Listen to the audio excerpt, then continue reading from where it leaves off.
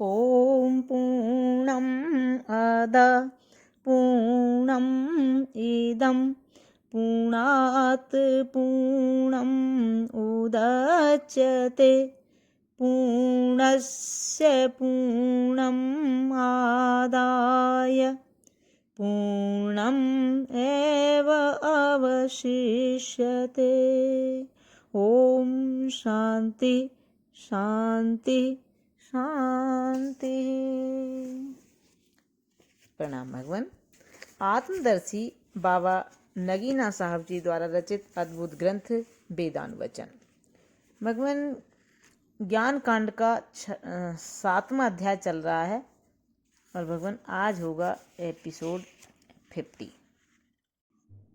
अब आगे बता रहे हैं भगवान, अब हमें इनमें भी विचार करते हैं कि ये पंच इंद्रियां जो संसार की स्रोत हैं वास्तव में विद्यमान हैं या कि ये भी कोई दूसरा स्रोत अपना रखती हैं।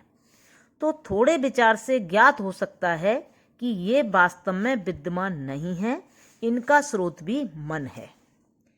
क्योंकि जब मन होता है तब ये पंचविद ज्ञानेंद्रियां भी होती हैं। जब मन नहीं होता ये भी नहीं होती।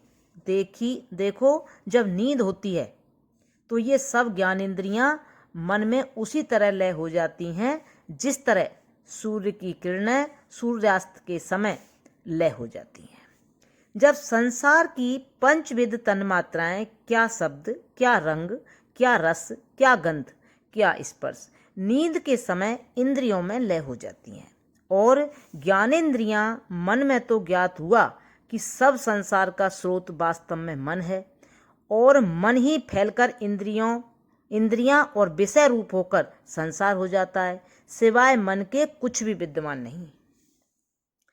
जबकि सारा संसार मन ही का फैलाव है और मन ही की फैलावट वास्तव में ख्याल का संकल्प है, तो सिद्ध हुआ कि संसार ख्याली व संकल्पजन्य है। सिवाय स्वप्न और कल्पना के संसार वास्तव में कुछ भी अस्तित्व नहीं रखता, वरन मन, इंद्रियां और विषय होकर संसार बन जाता है और उस मन ही के एर फेर में मनुष्य फंसा हुआ बर्ताव करता है। उसके पवित्र गुण बुद्धिमान मनुष्य को स्वप्न में भली भांति निश्चित होते हैं कि वहाँ न तो रंग, न रूप, न शब्द, न गंध, न स्पर्श, कुछ भी बाहर नहीं होते। किंतु यह मन झटपट क्या शब्द, क्या रंग, क्या रस, क्या गंध, क्या स्पर्श सब क्षण भर में रच लेता है। उस मनुष्य की ज्ञानेंद्रियां, क्या आँख, क्या नाक, क्या जिह्वा, क्या त्वक, वरन सारा शरीर भी यही मन बन जाता और फिर इन्हीं पंच तन्मात्राओं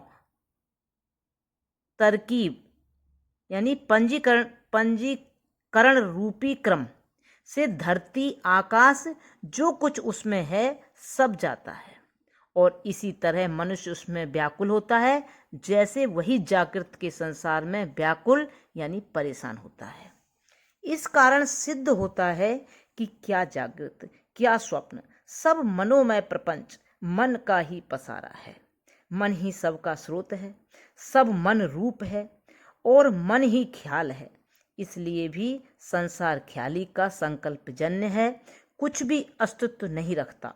यूं ही स्वप्न और संकल्प के समान दिखाई देता है, जैसे मृग तृष्णा की नदी भी बड़े वेग से बहती दूर से दिखाई देती है और मनुष्य बिना पानी उसमें गोते खाता है। अब हम यह पूछते हैं कि क्या मन भी, जो सबका स्रोत व सर्वरूप है, वास्तव में कुछ सत्ता रखता है? अब मन की बात आ गई। अब हम पूछते हैं कि क्या मन भी, जो सबका स्रोत व सर्वरूप है, वास्तव में कुछ सत्ता रखता है या उसका भी कोई स्रोत दूसरा है? तो थोड़े विचार से ज्ञात हो सकता है कि मन भी वास्तव में कुछ सत्ता नहीं रखता। उसका स्रोत आत्मा है, क्योंकि आत्मा के होते यह मन भी होता है। जब आत्मा नहीं होता तो यह मन भी नहीं होता, वरन घन सुषुप्ति में जब आत्मा अपनी निजी महिमा अवस्थित होता है निजी महिमा में अवस्थित होता है तो मन भी उसी तरह आत्मा में लय हो जाता है, जिस तरह की सूर्य में उसकी किरणें लय हो जाती हैं। और जब आत्मा जागृत व स्वप्न में होता है, जब आत्मा जागृत व स्वप्न में होता है तो यह मन उसी तरह उसमें से निकल आता है जैसे कि सूर्य की किरणें सूर्य से निकल आती हैं। इससे ज्ञात हुआ कि क्या संसार, क्या इंद्रियां, क्या मन, सबका स्रोत दर स्रोत, जिसका दूसरा कोई स्रोत नहीं, आत्मा है। और ये सब आत्मा की विभूतियां आत्म रूप हैं। आत्मा ही प्रत्येक विभूति में आया देखता और दिखाई देता है। आत्मा के अतिरिक्त कुछ भी विद्यमान नहीं, और यही नित्य स्वयंभू और यही ब्रह्म है। और चूंकि सब मुरादें इसी की विभूतियां हैं, यही आप्तकाम और यही स्वतंत्र व बेपरवाह है। अब समझो कि मन एक ख्याल है, क्योंकि जब मन में फुरना और विकार होता है तो उसी को ख्याल बोलते हैं, और जब यह ख्याल स्थिर होता है तो उसको मन बोलते हैं। वास्तव में यह केवल ख्याल है, और यह स्पष्ट है कि ख्याल भी कुछ सत्ता नहीं रखता, वरन अनहुआ होता है। इसी कारण जो वस्तुएं अनहुई दिखाई दिया करती हैं उसे यूं ही ख्याल है ऐसा निश्चय किया करते हैं। देखो, जब रस्सी में सर्प और सीप में रजत की भ्रांति होती है, वास्तव में रस्सी या सीप विद्यमान होती है। वास्तव में रस्सी या सीप विद्यमान होती है। देखो, जब रस्सी में सर्प और सीप में रजत की भ्रांति होती है, वास्तव में रस्सी या सीप विद्यमान होती हैं, परंतु ख्याल सर्प या रजत पर पड़ता है। असली रस्सी और सीप की कल्पना नहीं करता, वरन सर्प और रजत की कल्पना पकड़ता, रज्जु और सीप से एक हुआ सर्प और रजत को दिखाता है, रज्जु और सीप को ढांप लेता है। इसी कारण से मनुष्य निश्चय करता है कि यह सर्प है, यह रजत है। यह उदाहरण में ख्याल जो सर्प और रजत की कल्पना से रज्जु और सीप में केंद्रित होता है, वास्तव में रज्जु और सीप की कुछ हानि नहीं करता, क्योंकि हानि तो तब हो यदि रज्जु परिवर्तित होकर सर्प बन जाए या सीप बदलकर रजत बन जाए। यद्यपि रज्जु या सीप ज्यों का त्यों बना रहता है, किंतु केवल ख्याल ही सर्प और रजत के रूप में कल्पित हुआ रज्जु और सीप में केंद्रित उसी को सर्प और रजत दिखाता है। चूंकि ख्याल वास्तव में कुछ अस्तित्व नहीं रखता, वरन अस्तित्वहीन होता है, तो भी जब यह सर्प या रजत के रूप में रज्जु और सीप से एक होता है, तो रज्जु या सीप के अस्तित्व से अस्तित्ववान सा हो जाता है। अस्तित्व रहित यानी ख्याल अस्तित्ववान हुआ दिखाई देता है। इसलिए रज्जु और सीप की ओर संकेत करके निश्चय किया जाता है कि यह सर्प या रजत है, तो यहाँ इस संकेत का संकेत मात्र यानी लक्ष्यार्थ वास्तव में रज्जु या सीप है, जो अस्तित्व मात्र है, किंतु निश्चय उसका अस्तित्वहीन सर्प में होता है। इसी को संस्कृत में विवर्तवाद बोलते हैं। अब यूं समझो कि जिस प्रकार उपर्युक्त उदाहरण में ख्याल केंद्रित हुआ सर्प और रजत के रूप में बदलता है, उसी प्रकार यह ख्याल या मन भी आत्मा में केंद्रित हुआ संसार के रूप में बदलता है, और आत्मा के आश्रय रहता उसी के अस्तित्व से अस्तित्ववान हुआ विद्यमान होता है।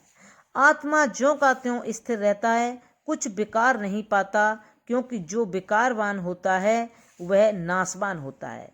यदि आत्मा विकृत होकर संसार बन जाता तो नाशवान होता, परंतु विवर्तवाद में जो वेदों का सिद्धांत है, आत्मा तो नित्य स्थिर निर्विकार रहता है, बदलता नहीं। ख्याल बदलता है, ख्याल बदलता है।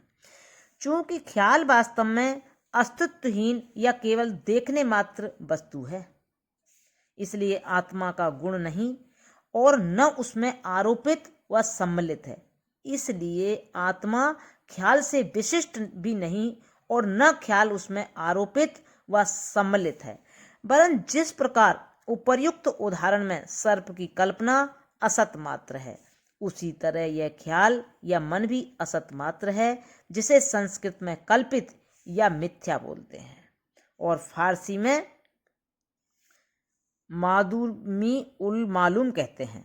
और जिस तरह सर्प को भ्रांति का अधिष्ठान व आश्रय रज्जु है, उसी तरह इस ख्याल का भी अधिष्ठान आत्मा है। तो भी जिस तरह सर्प की भ्रांति का अधिष्ठान व आधार रज्जु उस सर्प से स्पर्श नहीं पाता, उसी तरह आत्मा भी ख्याल से स्पर्श नहीं पाता, वरन ज्यों का त्यों निर्मल निर्लिप्त रहता है। अब यूं समझो कि संसार की कल्पना में इस ख्याल की द्विगुण तरंग व फुरना है। पहली तरंग तो उसका तत्व या भूतों और मनुष्यों की उत्पत्ति है, किंतु जब मनुष्य का विकास हुआ तो यही ख्याल उसके हृदय कमल में संबंधित हुआ। दूसरी तरंग संसार के रूप में उभरने लगता है, जैसा कि स्वप्न में भली भांति दिखाई देता है। परंतु जब यह ख्याल इंद्रियां के मार्ग से फैलता अपनी पहली तरंग से के संसार में उसी रूप से तरंगित होता है, तो संसार को दुगने संकल्प से बनाता है और मनुष्य की दृष्टि का हेतु होता है। इस प्रकार ईश्वरकृत और जीवकृत सृष्टि से द्विगुण बना हुआ संसार सत दिखाई देता है, वास्तव में ख्याली है, कुछ सत्ता नहीं रखता, वरन केवल दिखावे का है, अस्तित्व कुछ भी नहीं। प्रणाम भगवान। अब यहाँ से आगे कर ले लेंगे। ओम शांति शांति शांति।